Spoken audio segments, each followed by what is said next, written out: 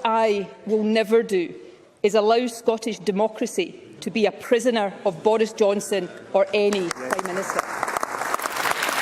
Strong words from the First Minister, who believes she has a mandate to cut ties with Westminster and carve out a new independent Scotland.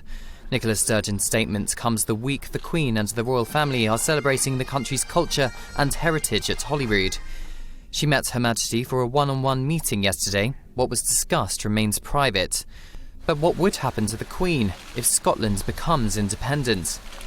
Professor Robert Hazell is a constitutional expert and predicts Scotland will become the 15th Commonwealth realm where Her Majesty is head of state. The Queen would be represented by a Governor-General, as she is in the other countries where she is also head of state around the world.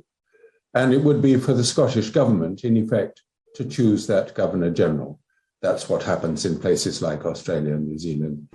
There were once separate monarchies in England and Scotland. Following the death of Elizabeth I in 1603, the union of the crowns bound the monarchies together. It was 100 years later that the two parliaments merged and MPs representing Scotland sat in Westminster for the first time. Royal historian David Starkey explains. The union that is wanted to be dissolved by Nicola Sturgeon is this second union.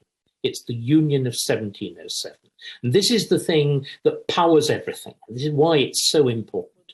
It transforms Scotland. Scotland before that point is backward. It's desperately poor.